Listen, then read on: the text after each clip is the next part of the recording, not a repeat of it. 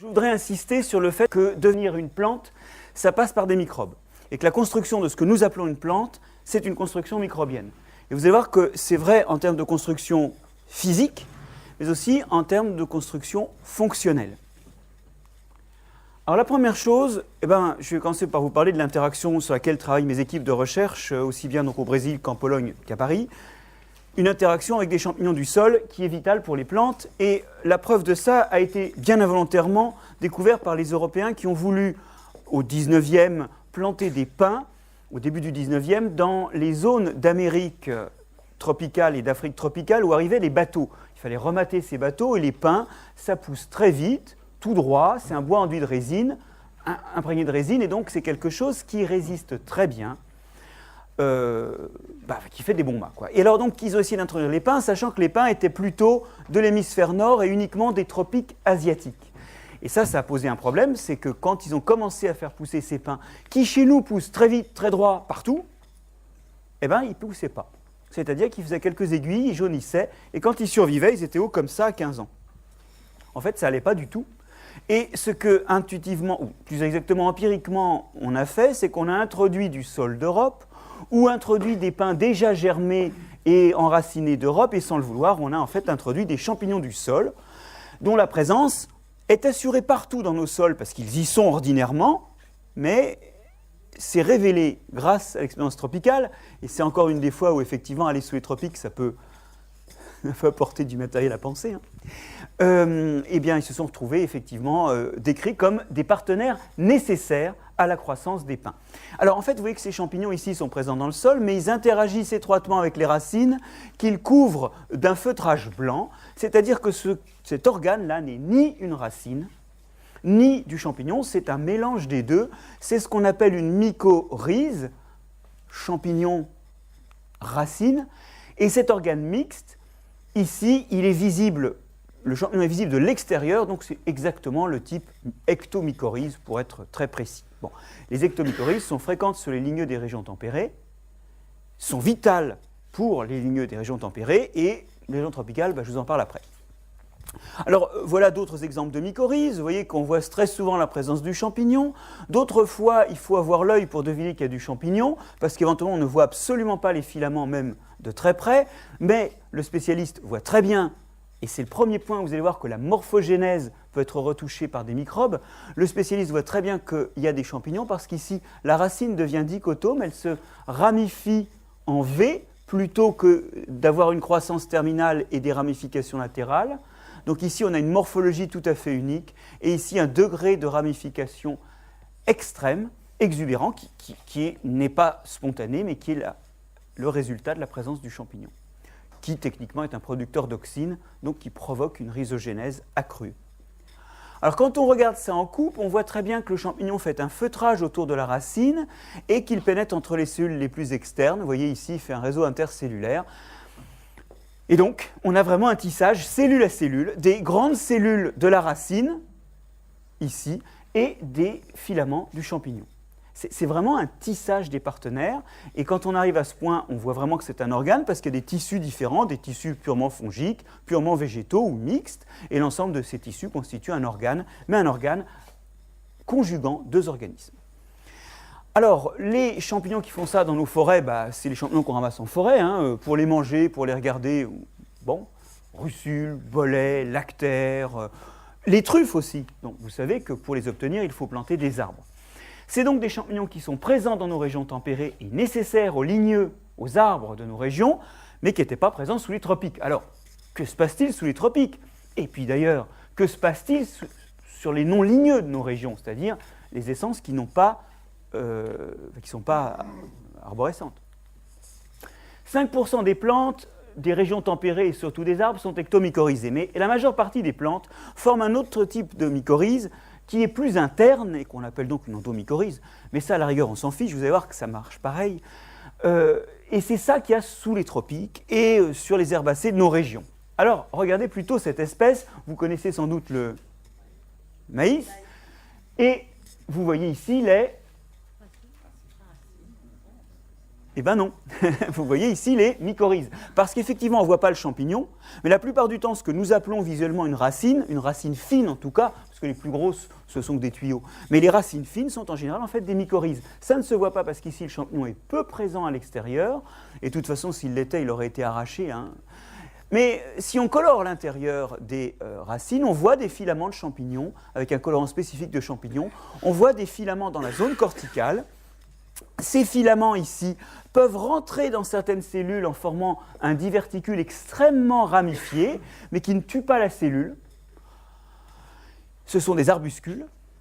Et ces champignons sont non seulement présents dans la racine, où donc ils ont une morphogénèse concertée avec la racine, mais ils sont également présents dehors. Vous voyez que cette racine qui a poussé dans la gélose est peuplée de filaments de champignons qui sortent de la racine et qui forment ces espèces de renflements là, qui sont en fait des spores.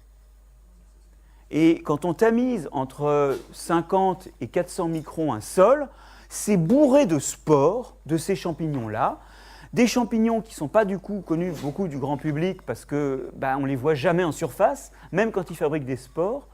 Ce sont des gloméromycètes. Et peu importe leur nom, ils sont là et ils sont utiles. Regardez plutôt cette manip où on a en pot ici de l'oignon de 3 mois, qui a poussé dans un sol stérile, dont on pourrait bêtement penser que la stérilisation a tué les pathogènes, donc il devrait pousser mieux, et le même sol stérile où on a réintroduit les fameuses spores dont je vous ai dit qu'on pouvait les tamiser à partir du sol. Ici, donc, cet oignon, il est mycorhizé, l'autre ne l'est pas. Vous voyez qu'on retrouve un machin qui végète en l'absence de ces champignons. Ce n'est pas les mêmes champignons, ce n'est pas la même morphologie, mais c'est la même leçon. C'est-à-dire qu'il s'établit un organe mixte qui allie des racines et des champignons du sol. Ça, c'est présent chez 9/10 des plantes au total, et ça fonctionne à peu près toujours de la façon suivante.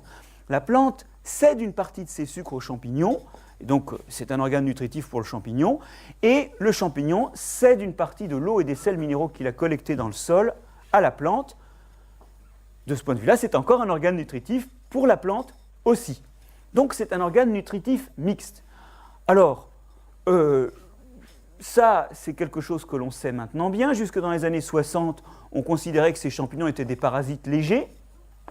Et donc, on a inventé des itinéraires agricoles, voire même sylvicoles, qui n'utilisent pas ces champignons, voire même qui les endommagent. Alors, c'est la mode de taper sur le Roundup.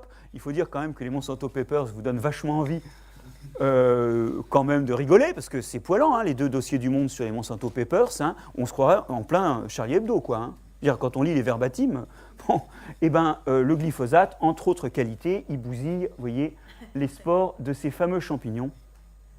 Et donc, alors ça c'est juste pour rire, mais on ne tire même pas sur une ambulance malheureusement là. Le vrai problème, c'est que c'est un des nombreux exemples par lesquels nos pratiques culturales ont en quelque sorte pas repris cette construction microbienne. Alors vous allez me dire, c'est pas grave puisque ça pousse. Oui, il y a des effets environnementaux, mais les plantes arrivent à pousser sans. Alors vous allez voir que l'absence de mycorhizes pose d'autres problèmes, mais avant de faire un détour par ces autres problèmes, je vous propose de nous interroger un peu pourquoi il y a autant de mycorhizes, et notamment de mycorhizes avec ces petits gloméromycètes. Et je vous emmène il y a 400 millions d'années, voir, alors ça c'est une reconstitution évidemment, de plantes de 400 millions d'années, et ce n'est pas les plus vieilles plantes terrestres, elles ont 470 millions d'années, les plus vieilles, mais c'est les premières qu'on sache bien reconstituer parce qu'elles sont très bien conservées. Elles sont si bien conservées, elles ont été fossilisées très vite dans des roches qui n'ont jamais été déformées, écrasées ou broyées après. Elles sont si bien conservées que quand on fait une tranche très fine, micrométrique, de roche, on peut l'observer au microscope et on fait de l'anatomie. Et c'est de l'anatomie d'une plante qui a 400 millions d'années, qui est bien terrestre parce qu'elle a une cuticule, vous voyez. Elle n'a que des rhizomes, elle n'a pas de racines. Ça c'est marrant, parce que évidemment elle doit exploiter le sol. Et ça, c'est un peu paradoxal. Elle a des tiges donc rampantes, des rhizomes, et puis des tiges dressées, puis elle fait des spores. Voilà, pas de feuilles, et on pense que donc c'est les tiges qui étaient vertes. On voit ici les vaisseaux conducteurs au milieu, et puis une zone un peu noirâtre. Vous la voyez, la zone noirâtre, là ? Elle est partout, sur toutes les coupes. Et en fait, quand on regarde bien dans cette zone, on voit des filaments de champignons qui rentrent dans des cellules, en se ramifiant en arbuscules. Alors ils sont moins beaux que ceux que je vous ai montrés, mais ils correspondent exactement à ce qu'on colore en TP d'habitude, hein, parce que je vous ai montré des arbuscules de compétition tout à l'heure, mais la plupart du temps c'est comme ça. Et vous voyez que cette cellule a une paroi très mince et qu'elle est gonflée. Alors ça c'est très important, parce qu'une cellule à paroi mince, si elle est ronde, c'est qu'elle est pleine d'eau, donc elle est turgescente, on dit techniquement, elle est vivante. Ça veut dire qu'ici, on ne reconstituera jamais les échanges entre les partenaires, bien qu'on suppose que ce soit déjà les mêmes, mais ce qui est certain, c'est que c'est dans des cellules vivantes que ça s'opérait, et donc c'est bel et bien une morphogénèse conjointe de tissus et de cellules vivantes. Et en fait, ça explique qu'il n'y ait pas de racines, parce que ce que l'on pense, c'est que les premières plantes terrestres exploraient le sol avec leurs champignons, par leurs champignons, et que les racines sont apparues secondairement comme des axes démultipliant l'interaction avec le champignon, avant que de devenir, dans certaines espèces, peut-être 10% au total des espèces, un organe de nutrition autonome. Mais ça, c'est secondaire. Alors, voilà pour la bouffe, puisqu'on sort de table les plantes aussi, vous voyez, qu'on maintenant les nourrit avec des champignons, et c'est comme ça que 9/10 des plantes se nourrissent. Maintenant, venons-en à la protection.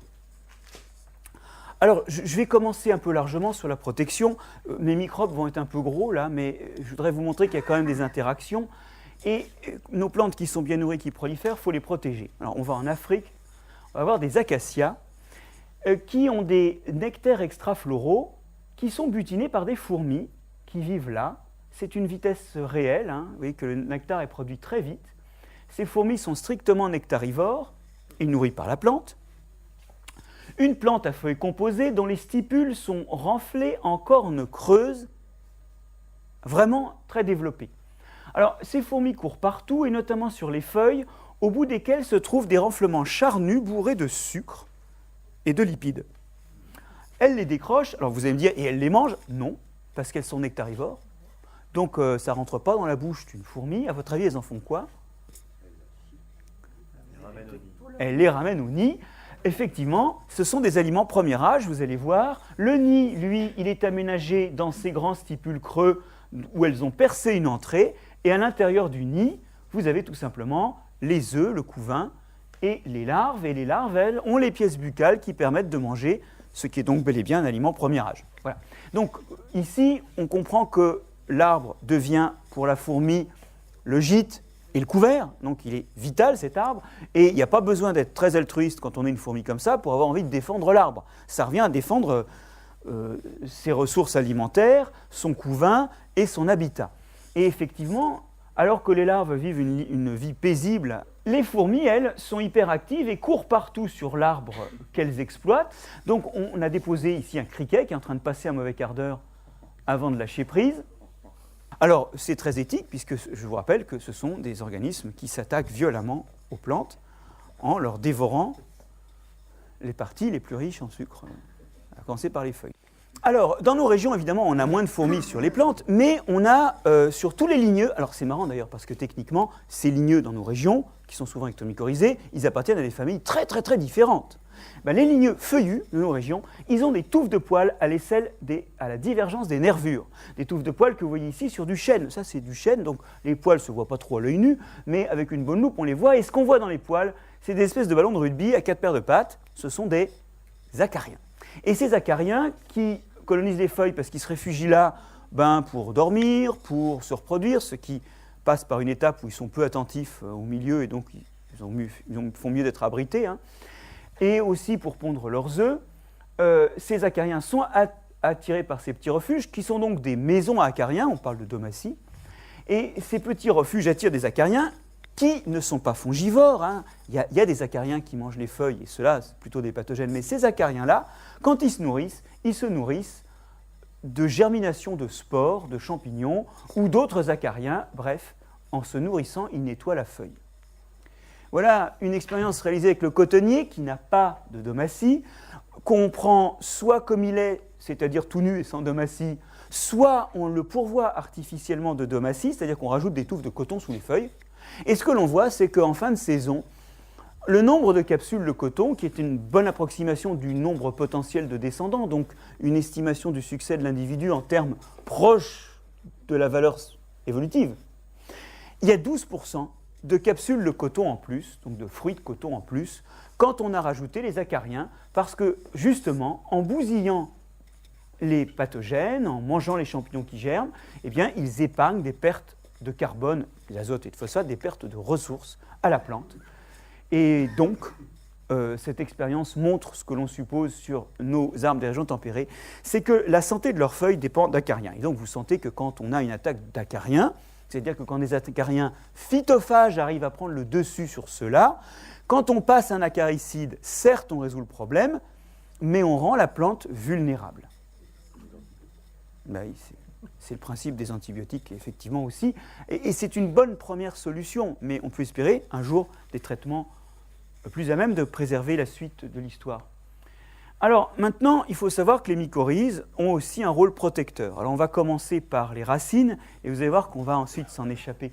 Voilà une manip qui est faite sur des Camesiparis, donc des cyprès si vous voulez, qui sont mycorhizés ou non en blanc. Et au début de l'expérience, on leur balance sur la tête un champignon qui détruit le système racinaire, qui est donc un pathogène. Et on voit que les non mycorhizés, le pourcentage de survie tombe rapidement à moins de 10%, alors que ceux qui sont mycorhizés sont défendus. Qu'est-ce qui se passe ? Revenons sur cette coupe qu'on voyait tout à l'heure, pour commencer l'exemple des ectomycorhizes. Vous voyez que la production, de façon évidente, passe par un écran de champignons qui fait obstacle et qui va être la première ligne de défense. Ça, c'est la première chose. Il y a donc effectivement un rôle direct des champignons, un rôle direct qui peut aussi s'expliquer par la production d'antibiotiques. Bref, par sa présence, le champignon empêche les pathogènes de s'installer. Mais la deuxième chose, c'est que le champignon modifie la plante. Et vous avez, mine de rien, là, la preuve de cette modification sur cette image. Regardez plutôt. Les cellules paraissent assez translucides, qui sont en profondeur, mais quand on arrive en surface, elles paraissent remplies d'une substance qui a pris le colorant bleu, qui a été utilisé pour faire cette coupe. En fait, ces cellules-là sont bourrées de phénol. La colonisation par le champignon induit la synthèse de phénol. Comme le champignon, dans ce cas-là, ne rentre pas dans la cellule, ça ne le gêne absolument pas, mais ça prémunit la racine en lui donnant un niveau plus élevé de défense constitutive. Mais ce n'est pas tout. Parce qu'en fait, il y a aussi des résultats sur les parties aériennes qui montrent que les mycorhizes sont protectrices. Alors, ce que je vais vous montrer va d'abord vous choquer. Pourquoi ? Parce que les mycorhizes, c'est une interaction qui se fait dans le sol. Le champignon, il ne remonte pas dans les racines et il n'est pas dans la partie aérienne. Mais nous allons tabasser du tabac. On va le massacrer à coups de botrytis, c'est-à-dire qu'on va lui inoculer ici un champignon pathogène qui fait complètement pourrir les feuilles. Le botrytis, c'est l'agent de la pourriture grise qui liquéfie les tissus par l'émission d'enzymes, et puis ensuite il boulotte ce qu'il a digéré en détruisant les cellules. Vous voyez d'ailleurs ici que ce tabac-là, il y a une grosse lésion. Là, elles sont plus petites. Et on va comparer du tabac non mycorhizé et du tabac mycorhizé par un gloméromycète, ceci dans des conditions trophiques, des conditions de sol où il n'y a pas d'effet trivial des ressources. C'est des sols très riches, où mycorhizés ou pas mycorhizés, ils mangent correctement. Donc on a des plantes qui sont dans un état trophique, dans un état nutritionnel semblable. Et ce que l'on voit, c'est que le pourcentage de feuilles endommagées est significativement plus petit quand les plants sont mycorhizés que quand ils ne sont pas mycorhizés. C'est-à-dire que très loin de la racine où a lieu l'interaction, on retrouve un effet positif. Alors ça, c'est assez étonnant. Voilà des résultats d'expression d'un gène du botrytis qui en gros permet de quantifier la quantité de botrytis qu'il y a dans la feuille. Vous voyez que ça flambe chez les plantes non mycorhizées, alors que ça progresse beaucoup moins, c'est presque un plateau là, chez les plantes mycorhizées. Donc ça, c'est la première chose. On voit bien que le pathogène a du mal à se développer quand c'est mycorhizé. Et voilà l'expression, pris comme exemple parmi des dizaines d'autres, voilà l'expression d'une protéine qui est induite lors de l'attaque par un champignon. C'est une protéase, c'est-à-dire une protéine qui découpe les autres protéines. Et en l'occurrence, là, elle va découper les enzymes du champignon qui lui permettent de digérer la feuille. Donc, le champignon ne digère plus. En fait, c'est des facteurs d'indigestion pour les champignons, pour parler clair. Et ce que vous voyez, c'est que cette défense est induite rapidement chez les plantes mycorhizées et beaucoup moins rapidement et beaucoup moins intensément chez les plantes non mycorhizées. Alors, ces résultats-là sont loin d'être triviaux et nous emmènent bien au-delà des précédents. Pourquoi ? D'abord parce qu'ils montrent que l'effet est systémique. C'est toute la plante qui est modifiée par la présence du champignon. Et deuxième chose, et qui est sans doute plus intéressante encore, c'est qu'ici, ce n'est pas une prémunition. Ce n'est pas que la plante a plus de protéases. Vous avez vu, dans les racines, on a vu qu'il y avait plus de phénol. Là, c'est différent. Ce que l'on voit, c'est que la plante réagit plus vite. Ce qui est modifié, ce n'est pas l'accumulation de composés antibactériens ou antifongiques, c'est carrément la capacité à répondre vite. Et ça montre que finalement, une plante ordinaire, son système, parce qu'il faut bien comprendre que la plante non mycorhizée, ce n'est pas une plante normale, ça n'existe pas dans la nature. Ça nous aide qu'à révéler ce qui se passe dans la nature. Mais dans la nature, parmi les choses qui contribuent à la mise en place d'un système immunitaire mature, normal, pour une plante, eh bien, il y a des facteurs qui induisent, qui modifient, qui viennent du champignon. Et d'ailleurs, pour être honnête, pas que du champignon, mais j'ai pris cet exemple. Mais les bactéries racinaires ont un rôle aussi, et on peut obtenir le même effet avec les bactéries racinaires également. Bien. Donc, ceci étant posé, je vais revenir à la racine et vous raconter quelque chose qui pourrait être un embryon d'explication de comment ça marche. Comment la présence d'un champignon peut modifier la plante, en particulier quant à son système immunitaire. Alors voilà la chose en question. Une chose un peu étonnante, quand on a commencé à séquencer le génome des champignons mycorhiziens, c'est qu'ils contiennent un très grand nombre, des milliers de gènes qui codent pour des toutes petites protéines, une cinquantaine d'acides aminés au maximum. Ces toutes petites protéines sont tellement petites qu'on a failli pas les voir. Les algorithmes informatiques qui permettent de savoir, quand on a la séquence d'un génome où sont les gènes, en général ne considèrent que des choses qui font une centaine d'acides aminés. Et par chance, quelqu'un a baissé le seuil et s'est rendu compte qu'il y avait plein de trucs qui sortaient. Et la question, ces petits peptides, que font-ils? Alors, ces toutes petites protéines, pour être moins technique, elles ont un signal sécrétoire. Pas le signal sécrétoire classique, mais un signal de type RXXG, donc 4 acides aminés qui font que c'est bazardé dehors. Qu'à cela ne tienne, pour une de ces protéines, la 7e du nom, MISP7, ces travaux ont rendu la protéine, le peptide fluorescent. Alors vous voyez que vous avez ici une coupe de mycorhize, d'ectomycorhize. Vous voyez le feutrage de champignons autour, et le champignon rentre entre les cellules, et on voit très bien que les cellules du champignon sont colorées parce qu'il produit cette protéine. Mais on voit un point bizarre là. Dans cette cellule de la racine, on voit que le noyau est pourri, plein de cette protéine. Ça veut dire qu'elle peut passer dans les cellules. On peut faire des incubations de protoplastes, c'est-à-dire de cellules de peuplier débarrassées de leurs parois, donc des suspensions de protoplastes en présence de cette petite protéine marquée. Vous voyez ici une fluorescence dans le bleu qui indique où est le noyau, où est l'ADN, et ici une fluorescence dans le vert qui indique où est la petite protéine. Vous voyez qu'elle est rentrée dans la cellule et qu'elle colocalise, ça c'est la somme des deux canaux, elle colocalise avec le noyau, elle va dans le noyau. Et qu'est-ce qu'elle fait dans le noyau? Bon, c'est un peu technique, ça c'est l'expérience qui a permis de montrer que dans le noyau, elle interagit avec le récepteur d'une hormone d'alerte qu'on appelle le jasmonate. Quand une plante est attaquée, les cellules attaquées crient à l'aide et puis indiquent aux autres qu'il faut réagir. Elles ont un message hormonal de détresse qui induit des réponses des autres cellules, c'est l'acide jasmonique. Et ce que fait MISP7, c'est qu'il s'agrippe au récepteur à l'acide jasmonique, qui est dans le noyau, qui est en fait un régulateur de la transcription, pour parler techniquement, et il l'emmène de force vers la machinerie de dégradation cellulaire. Et donc, il n'y a plus de récepteur. Et donc, les cellules voisines ont beau dire « il y a un champignon », parce qu'effectivement, il y a un champignon, n'est-ce pas? Puisque c'est une mycorhize. Eh bien, il n'y a pas de réponse. Ça induit localement une immunosuppression. Alors vous allez me dire, oh, c'est complexe, parce qu'on a dit tout à l'heure qu'il y avait une immunostimulation dans les feuilles. Oui, c'est complexe.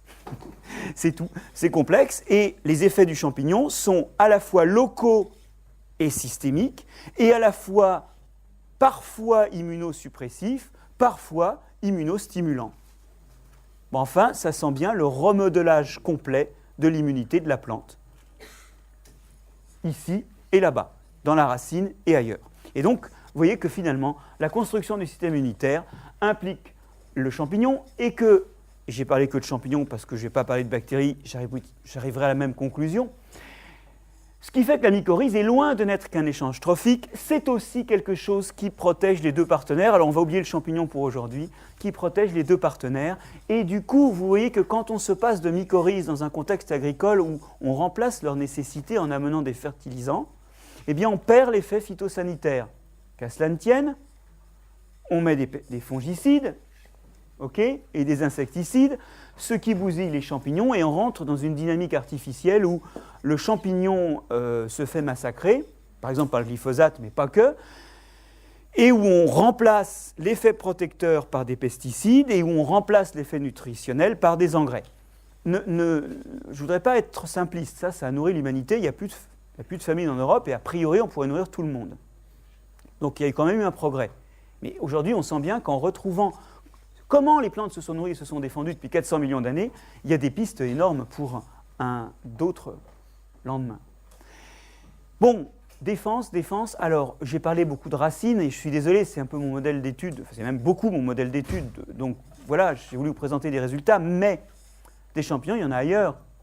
Voilà, par exemple, des travaux qui ont été réalisés dans des feuilles où on a rendu fluorescents les champignons. Vous voyez qu'il y a plein de filaments de champignons dans une feuille. Dans une feuille tempérée, vous avez une dizaine d'espèces de champignons au moins par feuille. Et puis en milieu tempéré, vous avez des tonnes de champignons. Et dans des feuilles saines. Alors ça, c'est intéressant parce que de ce point de vue-là, les plantes sont très différentes des animaux. Ça, c'est aussi un truc, on n'en a pas beaucoup parlé, Francis, mais c'est une grosse différence. C'est que les animaux, les cellules sont à touche-touche et elles sont nues, elles n'ont pas vraiment de parois qui les protègent. Donc en fait, les microbes sont cantonnés aux surfaces de l'organisme, comme la peau, ou aux trous, comme le tube digestif. Comme les cellules végétales sont d'abord dotées d'une paroi qui protège les cellules, et deuxièmement, que ces parois ménagent des espaces qui permettent au gaz de circuler, l'oxygène, le CO2, eh bien, il y a des espaces qui peuvent être colonisés sans léser les cellules. Et donc, les tissus végétaux sont colonisés cellule à cellule. Ce qui n'est pas le cas des organismes animaux qui sont colonisés dans les creux, dans les cavités ou sur les surfaces seulement. Et du coup, c'est bourré de champignons. Et ces champignons, qui n'induisent pas nécessairement de maladie, ceux d'une plante en bonne et due forme, ils la protègent. Et je vais vous montrer un exemple de protection qui est plutôt marrant, donc c'est pour ça que je vous le montre, mais je pourrais vous en montrer des dizaines. Ça se passe à Yellowstone. À Yellowstone, il fait chaud, il y a des fois des fumerolles, on les devine là, et il y a des plantes qui poussent là, comme ce dicanthélium, qui prennent de temps à autre une bonne bouffée de chaleur. Et ces dicanthéliums sont colonisés par des petits curvularia, par des champignons qui, comme les précédents que je vous montrais, s'insinuent entre les cellules, notamment des parties aériennes, mais aussi des racines. Ils sont un peu partout. Et ce que vous voyez ici, c'est la plante qui pousse dans un sol à 40 degrés. Bon, vous voyez qu'avec ou sans le champignon, là on a passé un fongicide, il n'y a plus de champignons, ça pousse correctement. Maintenant, léger coup de chaud, 45 degrés, et vous voyez que ça pousse toujours quand il y a le champignon, quand il n'y a plus le champignon, ça ne pousse plus. Et quand on cultive le champignon et qu'on le cultive à 40 degrés, il pousse, quand on le cultive à 45 degrés, il ne pousse plus. Donc ça veut dire qu'il y a une synergie, une propriété émergente dans l'interaction qui fait que, ça protège de la chaleur. C'est aussi une façon pour moi de vous indiquer qu'il n'y a pas que la protection contre les agents biotiques qui passent par des microbes, il y a aussi la protection contre des agressions physico-chimiques. Bon, on a fait beaucoup de parcours et on va essayer de revenir dans un troisième temps à la plante en essayant de se forcer à oublier qu'elle est farcie de microbes. La plante. Donc ça, c'est le maïs. Et depuis tout à l'heure, on dit le maïs. Alors le maïs, il est vert. Et ce qui est vert dans le maïs, c'est la chlorophylle. Et cette chlorophylle n'est pas n'importe où dans la cellule. Elle est localisée dans des petites particules qu'on appelle les chloroplastes. Et ces petites particules, c'est là où effectivement, comme la chlorophylle est à ce niveau, c'est là qu'a lieu la photosynthèse, c'est-à-dire que c'est l'endroit où la cellule convertit, grâce à la lumière captée par la chlorophylle, convertit le gaz carbonique en sucre. C'est donc le lieu de la photosynthèse. Eh bien, ces plastes, et ça, j'en vois qui sourit parce que c'est un truc qui est connu maintenant, depuis les années 70, c'est une banalité, mais tout le monde n'a pas forcément réalisé que ces plastes, ce sont des bactéries. Bien sûr, des bactéries qui ne peuvent vivre que dans les cellules, mais ce sont des bactéries et elles contiennent en particulier de l'ADN. Donc il n'y a pas que de l'ADN dans le noyau, il y en a aussi dans ces particules. Et à l'aide de cet ADN, on peut trouver leur place dans l'arbre évolutif. Et dans l'arbre évolutif, vous voyez que le maïs fait partie de l'ensemble des eucaryotes, au même titre que nous, que le xénope, que les agents de la chiasse, il faut bien le dire, hein, ou les agents de la maladie du sommeil, ou la levure, d'accord ? Mais les plastes du maïs, ils sont proches des cyanobactéries, qui sont des bactéries photosynthétiques qu'on trouve dans l'environnement. Sur la façade de l'école, là, il y en a sans doute déjà plein, hein, et qui vivent libres, mais pour certains, qui vivent dans des cellules depuis des générations et des générations, tant et si bien qu'ils sont transmis d'une génération à l'autre par les cellules reproductrices. Ils ne la quittent plus. Mais c'est quand même des bactéries au sens où elles ont encore de l'ADN, un ADN bactérien, un fonctionnement de bactéries, notamment la photosynthèse bactérienne. Bien. Alors voilà une coupe de cellules, un bout de coupe de cellules de plantes, de maïs d'ailleurs, où on voit très bien le gros noyau, vous voyez, où il y a les gènes et l'ADN de la plante, le chloroplaste ici, qui est cette particule, alors verte, mais en microscopie électronique, évidemment, on ne voit pas les couleurs, qui fait la photosynthèse et où il y a de l'ADN. Et puis, il y a un autre composant qui est là, qui est la mitochondrie. Alors, la mitochondrie, ça nous parle éventuellement plus, parce que nous aussi, on en a. La mitochondrie, c'est cette partie de la cellule qui fait la respiration et qui permet de prendre du sucre et d'en libérer l'énergie en émettant du CO2. En fait, elle fait l'inverse du plast. Alors vous allez me dire, c'est un peu bête d'avoir des mitochondries à côté du plast. Oui et non, parce que la nuit, quand il n'y a pas de lumière, la cellule de plante, elle va être comme nous, elle va respirer pour avoir de l'énergie. Et donc la nuit, elle va utiliser sa mitochondrie. Et nous, quand on respire, eh bien, on utilise nos mitochondries. Et bien, ces mitochondries, c'est la même chose. Vous observez d'ailleurs qu'elles sont aussi limitées par deux membranes, comme le plast, deux membranes du plast, deux membranes de la mitochondrie. Techniquement, la deuxième est une membrane d'endocytose qui s'est formée lors de l'entrée dans la cellule. Et les mitochondries ont également de l'ADN, un ADN qui permet de découvrir... Ah, on le voit là, regardez, il est là. Elles ont de l'ADN et cet ADN permet de révéler que ces structures de la cellule qui ne vivent que dans les cellules, que nous héritons de la génération précédente, parce que c'est dans les cellules reproductrices, c'est aussi une bactérie. Et voilà la position de ces mitochondries, puisque c'est leur nom, au sein de l'arbre des bactéries. Alors vous y êtes, vous avez dit le maïs. Hein.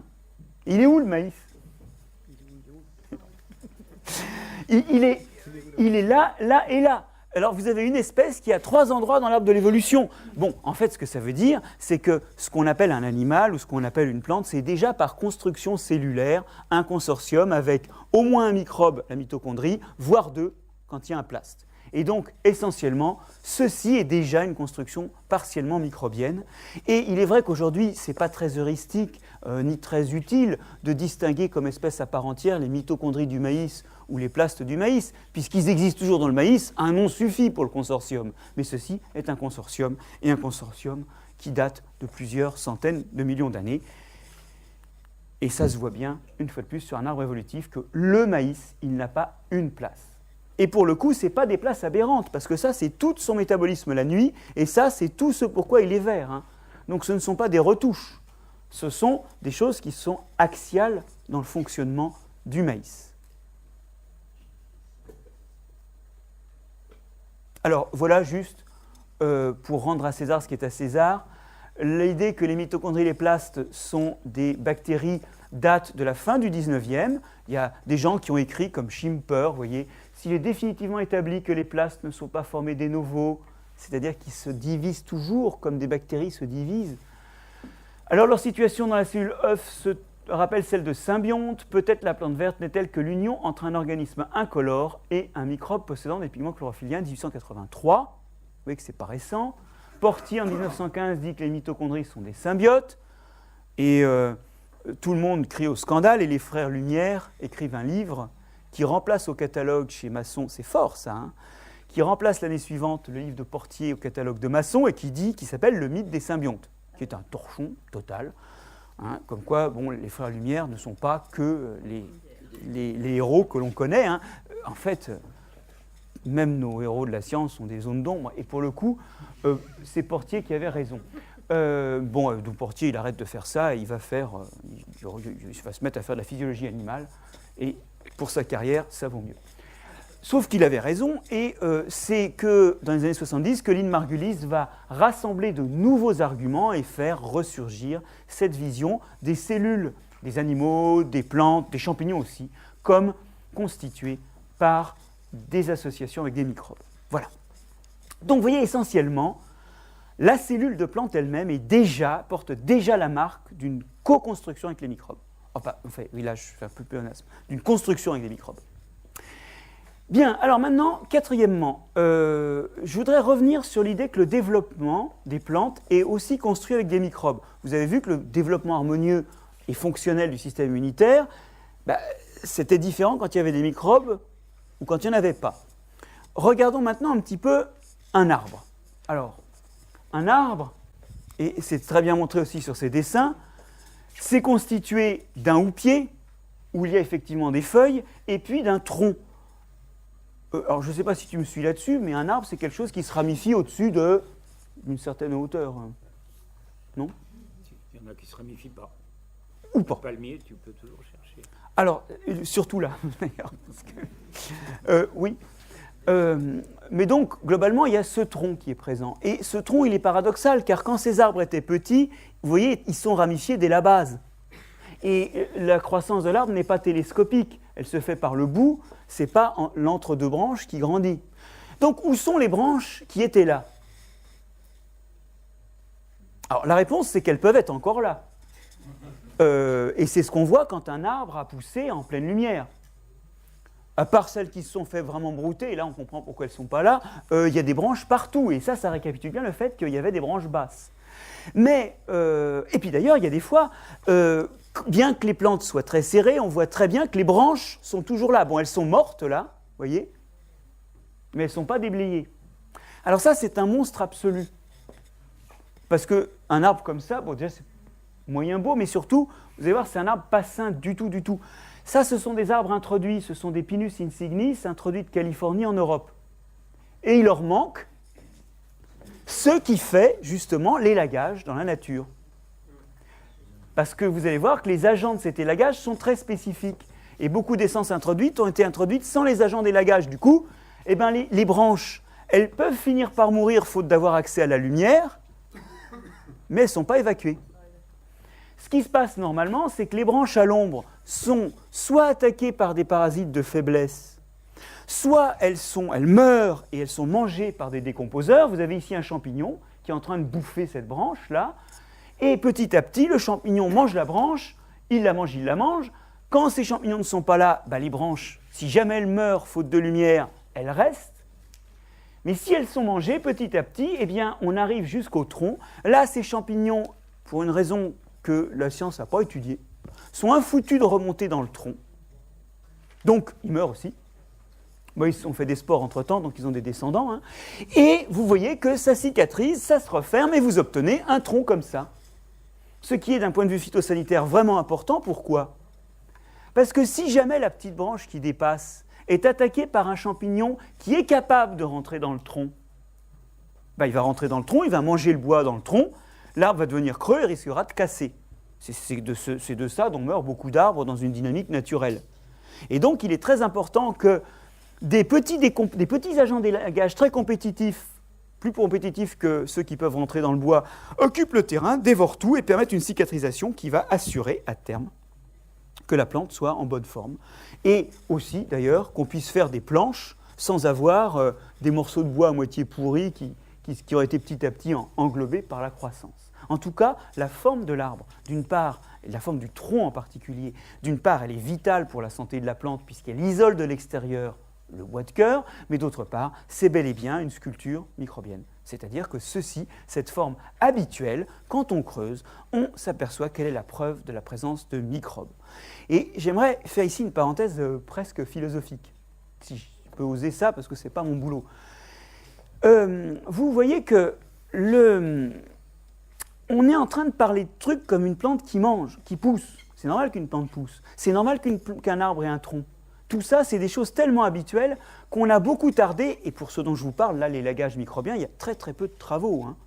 C'est un truc que les mycologues connaissent bien parce qu'ils ont des champignons qu'ils identifient selon la taille de la branche et l'espèce hôte. Hein. Donc voilà. Mais il n'y a pas beaucoup de travaux là-dessus. Pourquoi? Parce qu'il est très difficile de questionner le fonctionnement ordinaire, ce qu'on voit tous les jours. Par contre, la maladie ou la décomposition, ça, c'est des choses accidentelles, ça se produit qu'une seule fois dans une vie, la mort, par exemple, la décomposition aussi, hein. Et ça questionne tout de suite. C'est plus difficile d'interroger le fonctionnement ordinaire. Et donc, c'est pour ça que c'est que récemment qu'on a commencé à se dégager l'idée que les microbes construisaient le fonctionnement ordinaire, alors même que le fonctionnement ordinaire, il est connu depuis que les hommes observent la nature. D'ailleurs, la sculpture, n'est-ce pas, c'est un truc qui arrive aux plantes de plein de façons. Il y a d'autres sculpteurs de plantes. Ça, ce sont des têtards dans le marais Poitevin. Ça, ce sont des arbres d'ornement quelque part en Bourgogne. Alors, on aime ou on n'aime pas. Mais l'interaction biotique sculpte. Les fourmis qui vivent sur les arbres, souvent les sculptent aussi. Elles enlèvent certaines branches, elles en rajoutent d'autres. Ça arrive souvent à la plante de se faire sculpter.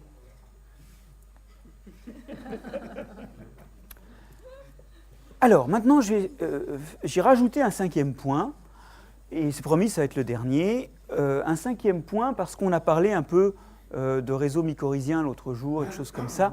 Alors, je vais vous montrer quelques images qui résument, mais simplement, je vais essayer de ne pas vous abattre, les travaux qu'on a faits dans mon équipe à Paris sur ces histoires-là. Alors, je vous emmène d'abord en Corse, donc dans une forêt qui est une forêt qui n'est plus exploitée depuis le 19e, mais où il y a eu beaucoup de packages, donc c'est pas vraiment une dynamique naturelle. En tout cas, c'est une réserve maintenant de biosphère, c'est la forêt du Fango. Et dans cette forêt, vous voyez qu'il n'y a pas beaucoup d'espèces en fait, hein. Il y en a 2 quoi. C'est un écosystème assez emmerdant du point de vue végétal. Il y a des arbousiers, du chêne vert, plus quelques filaires, mais on va les oublier. Ça, c'est les 2 seuls arbres qui peuvent accueillir des champignons ectomycorhiziens. Les filaires, elles font des endomycorhizes. Bien. Et dans cet endroit très très ennuyeux, un thésard à moi avait fait à l'époque, donc dans la fin des années 90, avait fait un travail encore plus ennuyeux. Il avait déterré 15 000 mycorhizes. Et pour chacune de ces mycorhizes, il avait identifié est-ce que c'était du chêne vert ou de l'arbousier et quel champignon c'était. Alors, ce n'est pas très facile à identifier, mais vous savez, maintenant, on utilise l'ADN et la séquence de l'ADN pour savoir, quand on a un champignon ou une bactérie, qui c'est. Et éventuellement, on s'aperçoit que c'est une espèce pas connue, mais qui est proche du cèpe ou qui est proche de la girole, par exemple. Donc, ça permet de repérer les espèces, même quand on ne les connaît pas, de les différencier entre elles, voire de les affilier à des groupes connus. Alors, on travaille sur l'ITS fongique, bon voilà, bref, on écrabouille tout ça, on en fait de l'ADN, et on identifie le champignon. Et en fait, l'image obtenue est bien moins ennuyeuse. Déjà, il y a beaucoup de champignons. Il y a 520 espèces, et quand on fait des courbes de saturation, on est très loin de continuer à trouver la même chose, on est très loin d'avoir tout décrit. Et sur ces espèces, vous voyez que vous en avez plus de 70% qui poussent sur les 2 partenaires. Et vous en avez que 25% qui sont que sur le chêne vert et 5% que sur l'arbousier, dans nos récoltes. Ça ne veut pas dire que si on faisait d'autres récoltes, ce chiffre-là ne grandirait pas. Mais il est déjà de 70%. C'est donc le minimum de champignons, d'espèces de champignons qui sont partagés. C'est énorme. Ça veut dire que comme en plus les racines poussent mélangées, pour avoir des racines de chêne et d'arbousier, on faisait juste une carotte, et là-dedans il y avait les 2. Hein. Comme ces racines sont mélangées et que les mêmes espèces peuvent coloniser les 2 partenaires, en fait souvent des plantes sont reliées par les mêmes champignons, qu'elles soient de la même espèce ou éventuellement d'espèces différentes. C'est-à-dire que le même champignon arrive du sol et colonise les racines de l'espèce A et les racines de l'espèce B. Et ça, formellement, ça fait des réseaux. C'est-à-dire que les plantes sont reliées par plein de champignons, ou alors d'ailleurs, parce qu'il ne faut pas être plante centrée, hein, même si nous on veut devenir plante aujourd'hui, hein, les champignons sont reliés par des plantes. C'est-à-dire que je suis associé à une plante, mais cette plante elle est associée à d'autres champignons, donc je suis relié indirectement à ces champignons. Donc on a vraiment ici des réseaux. Et évidemment, la question c'est, est-ce que c'est juste un effet de manche pour décrire la structure écologique de l'association, pour dépasser l'association 1 à 1 finalement? Ou est-ce que ça fonctionne? Et alors la réponse est oui, ça fonctionne, et ça on le sait depuis longtemps, parce que certains, comme moi, se sont mis à travailler sur des plantes qui poussent en forêt qui n'ont pas de chlorophylle. Qui dit pas de chlorophylle, dit pas de photosynthèse. Certaines de ces plantes sont des plantes parasites, c'est-à-dire qu'elles se développent sur les racines d'autres plantes. Mais d'autres, au contraire, ne sont pas parasites. Regardez les racines ici, vous voyez que ces racines ne sont pas connectées aux racines d'autres plantes. Alors qu'est-ce qu'elles mangent? Bon, ça, ce n'est pas des racines. Hein. je vous l'ai déjà fait cette histoire-là, c'est des mycorhizes. C'est des mycorhizes d'orchidées. On ne voit pas le champignon parce qu'elles sont très internes. Et la question qu'on peut se poser, c'est qui sont les champignons qui sont dans ces racines et qui nourrissent ces plantes? Et la réponse, alors la réponse a été amusante parce que mes travaux ont montré que dans le cas de cette orchidée, là, la Néocie nid d'oiseau, qui s'appelle nid d'oiseau parce que ses racines densément assemblées rappellent un nid d'oiseau. Cette Néocie, elle est peuplée dans ses racines par des champignons du groupe Sebacina, un groupe qui fait des petites croûtasses sur le sol au moment de former des spores. Et ça avait deux inconvénients. Le premier, c'est que comme ce n'est pas un beau champignon, il n'y avait pas beaucoup de spécialistes de ce groupe-là. Donc il y avait 3 ou 4 espèces de décrites. On sait maintenant qu'il y a au moins 8000 espèces dans ce genre, au moins. Bon. Et deuxièmement, comme ces croûtes encroûtaient du bois mort ou un peu n'importe quoi, on pensait que c'était des champignons qui décomposaient la matière organique du sol. Et donc, chaque fois que mes collègues trouvaient un bout d'ADN qui disait « Tiens, ça ressemble à une Sebacina », ils le jetaient parce que c'était un peu comme s'il y avait une racine colonisée par un décomposeur ou une racine morte. Et donc nous, on a un petit peu creusé quand même. Alors oui, creusé parce que de toute façon, on était obligé puisqu'on cherchait des racines. Et il s'est avéré qu'il y avait plein de racines d'arbres qui étaient emmêlées dans, mais pas en contact direct, emmêlées dans les racines de l'orchidée. Et ces racines d'arbres étaient mycorhizées. Alors vous allez me dire que vous ne voyez pas le champignon. Si, parce que vous avez vu, c'est ramifié là. C'est très ramifié. Puis franchement, bon, ça a une gueule de mycorhize pour un spécialiste. Donc on a broyé ça, on s'est demandé quel est le champignon qui est sur les racines d'arbres qui sont mélangées aux racines de l'orchidée, et c'est les mêmes. Donc on était dans un cas où, petit 1, les Sebacina finalement sont des champignons ectomycorhiziens, et du jour au lendemain dans la littérature on s'est aperçu que, parce que les gens les ont pu jeter à la poubelle dans leurs analyses, que ça faisait 10% du cortège sur les racines des arbres. Voilà. C'est là c'est marrant, parce que dans la littérature, jusqu'en 2002 il n'y en a pas, et à partir de 2002 il y en a au moins 10% partout. Bon, ça montre ce que c'est qu'un fait scientifique. Bon, mais aussi, ce qui est plus intéressant là, c'est que pour le coup, nous avons un pont mycorhizien entre les deux. Et ce qui se passe, et qui a été montré par des expériences de marquage avec lesquelles je ne vais pas vous ennuyer, c'est que l'arbre nourrit le champignon, qui en partie nourrit l'orchidée.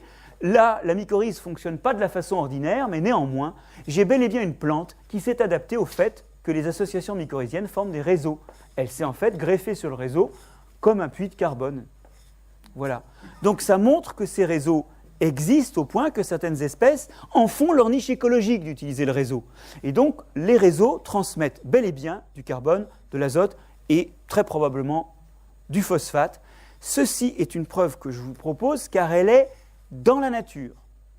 Ce n'est pas une preuve en pot.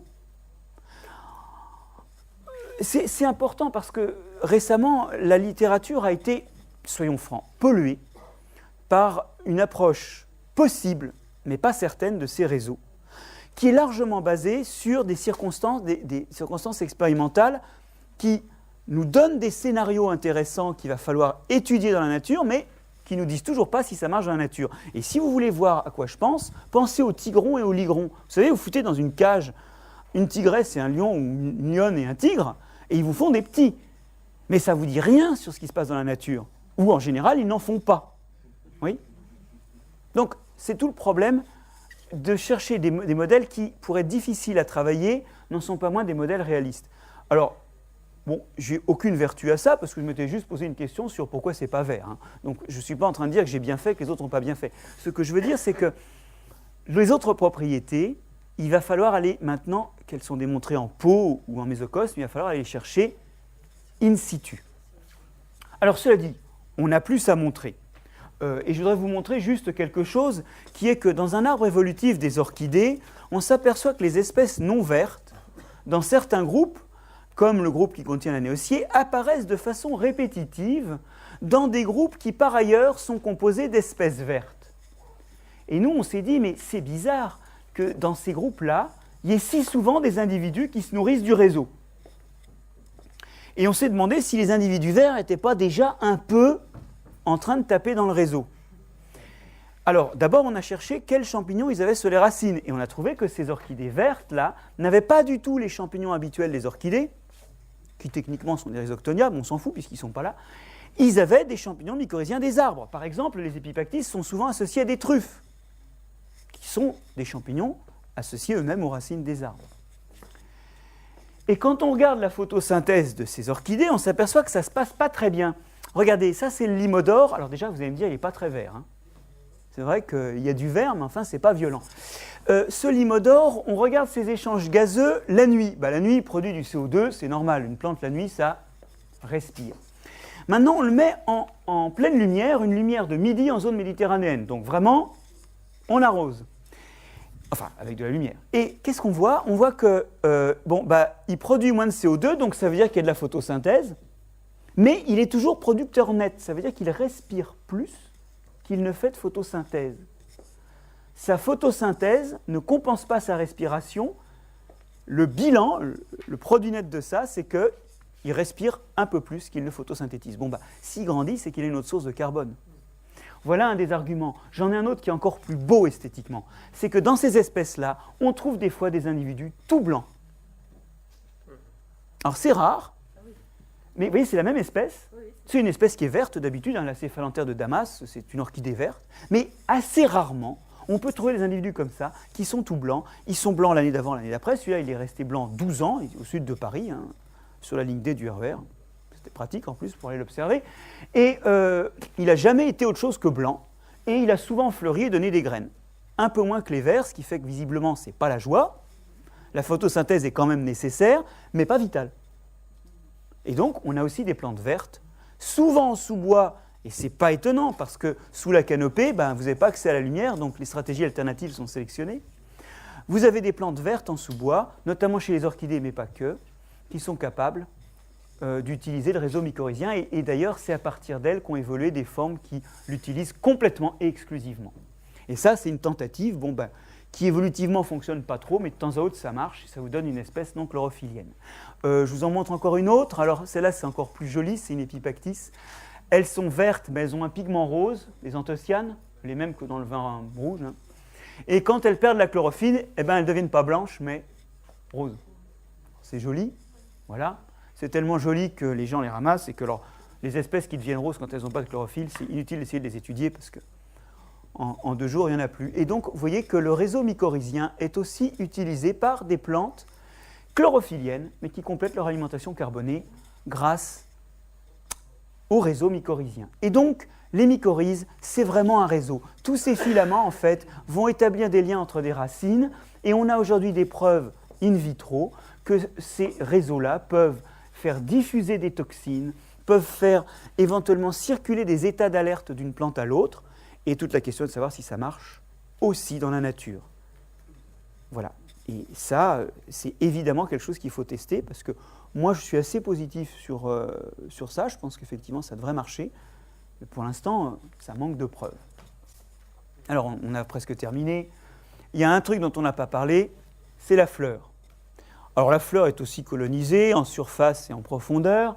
Et je voudrais vous montrer ces travaux publiés dans les Scientific Reports sur la fleur de sureau. Alors, je ne sais pas si vous connaissez le sureau, mais on en fait des sirops. Hein. La recette est très simple. Vous cueillez les inflorescences, vous les mettez dans de l'eau sucrée. Il y a la recette sur Internet. Vous faites bouillir ça et vous obtenez un sirop absolument délicieux. Il faut mettre un peu de citron pour éviter que ça ne fermente. Et ça finit par fermenter de toute façon. Et d'ailleurs, ce n'est pas forcément une mauvaise idée. Et donc, quand ça commence à fermenter, vous rajoutez du rhum. Vous obtenez un rhum arrangé. Donc ça peut servir de sirop pour les enfants, et ensuite les adultes peuvent récupérer la mise. Si je vous parle de cette recette, c'est que le sureau fait partie de ces plantes qui sont bien connues pour leur odeur. Ce qu'on appelle les goûts, ce sont en fait des odeurs perçues par l'intérieur. Hein. Donc c'est une plante connue pour ses odeurs et pour les volatiles qu'elle émet. Et ce qui a été fait par une équipe, je ne sais pas du tout d'où elle est parce que je ne les connais pas, mais il y a une équipe qui a travaillé là-dessus en bazardant des bactéricides sur la fleur. Ils ont montré que ça n'altérait pas les cellules, pas de façon violente en tout cas, mais que par contre, ça bousillait toutes les bactéries. Et regardez la différence de l'émission de terpènes. Voilà le moment où ils font la fumigation. Vous voyez que le contrôle émet des terpènes tout le temps. Les terpènes en question font partie des molécules aromatiques. Et vous voyez que celui qui est traité, fumigué par des antibiotiques, là, l'émission de terpènes est réduite au cours du temps. Hein, ensuite, bien en dessous, significativement en dessous de ce qui se passe dans les plantes qui n'ont pas été traitées. Et la concentration de terpènes dans les fleurs, par contre, regardez ce résultat paradoxal, elle est plus forte dans ceux qui sont traités que dans ceux qui ne sont pas traités. Ce que ça veut dire, c'est que la plante produit des précurseurs. Et ces précurseurs, ils s'accumulent là parce qu'il n'y a pas les bactéries. Et les bactéries de la fleur, elles retouchent ces composés pour les rendre volatiles. Ce qui fait que quand on n'a plus de bactéries, il y a moins d'émissions de ces volatiles et les précurseurs, les terpènes précurseurs, s'accumulent dans la fleur. Donc il y a vraiment une partie de l'odeur de la fleur, la retouche finale qui rend les terpènes volatiles et odorants, qui est une action bactérienne. Alors vous connaissez l'ange bleu, ich bin von Kopf bis Fuß auf Liebe eingestellt, je suis des pieds à la tête dans l'amour.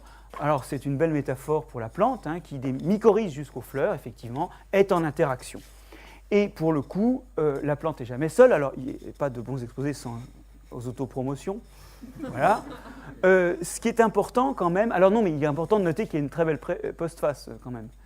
Plus sérieusement, c'est une des grandes leçons, c'est vrai pour les organismes animaux, de la biologie moderne. En fait, c'est deux grandes leçons qui font pratiquement révolution. C'est que d'une part, vraiment, il y a des microbes partout. Donc, il faut changer d'échelle pour regarder la structure taxonomique et fonctionnelle du monde.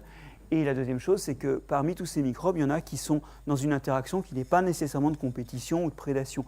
Il ne faut pas être naïf. La prédation, la compétition font partie des interactions négatives pour au moins l'un des partenaires, sinon les deux, du monde vivant, mais il n'y a pas qu'elles. Il y a aussi des interactions coopératives, constructives, et quelque part... Même entre collègues, d'ailleurs. Et même entre collègues.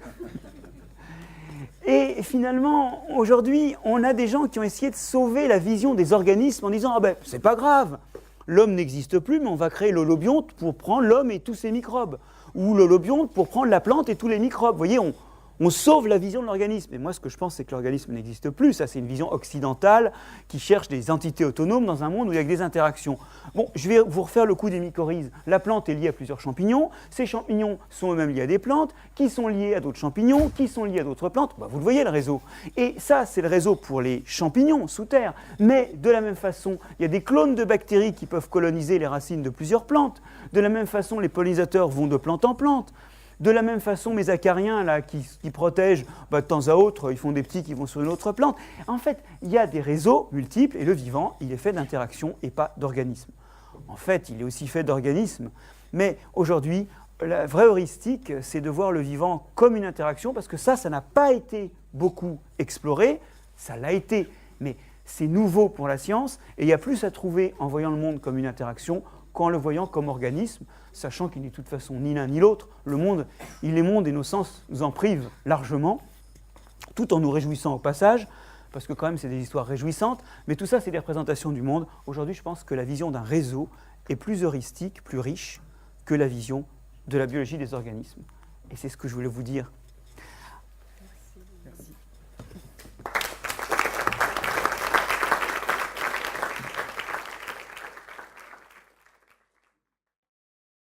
Ma question, c'était comment est-ce qu'on peut faire en sorte que les mycéliums prospèrent? Comment on peut, comme jardinier ou comme ceux qui prennent soin des plantes, comment on peut faire en sorte qu'ils prospèrent, les mycéliums? Quelles sont les conditions qu'ils nécessitent? Comment on les prend soin d'eux? Alors, c'est bon, j'ai vu ça. Merci. En fait, non, mais c'est une très bonne question, mais pour l'instant, ça n'a pas été très étudié. Donc, on commence à savoir ce qu'il ne faut pas faire, mais par défaut, on se retrouve dans cette situation qui est souvent un problème de biologie de la conservation, même quand on veut conserver des plantes, tu vois, des plantes qui sont rares, qui sont en voie d'extinction. La meilleure façon de faire, c'est de les mettre dans un environnement qui est celui où ça se développait soi-même. C'est-à-dire éviter les traitements qui ne sont pas des traitements qui se produisent dans la nature. Par exemple, remuer le sol tous les ans, c'est clair qu'il y a des espèces qui en souffrent. Et ça, c'est bien connu, il y a des espèces de champignons mycorhiziens qui disparaissent. Donc ça pourrait être un plaidoyer pour la permaculture, mais ce n'est pas sûr que dans tous les sols, ce soit une bonne idée de faire de la permaculture pour autant. Bon, oui, alors permaculture, oui, parce que je pense aussi, c'est bien que le sol soit jamais nu, qui est toujours au moins quelque chose qui amène du carbone pour nourrir les champignons. Donc ça, c'est des pistes, mais je pense qu'on peut faire plus subtil. Et alors, je ne voudrais pas être un apôtre de l'artificialisation, mais on peut très bien se dire, on va labourer, on va avoir le sol nu une partie de l'année. Moi, je ne pense pas que ce soit une bonne idée, mais on va faire ça, puis on réinoculera des cocktails de souche qu'on aura produits par ailleurs. Bon, alors ça, c'est une logique artificialisante, mais c'est jouable. En tout cas, pour l'instant, tout ce qu'on peut recommander, c'est de faire au plus proche de la dynamique naturelle, parce qu'on sait que comme ça, ils sont là. Et demain, il y aura peut-être des meilleures recettes. Merci beaucoup.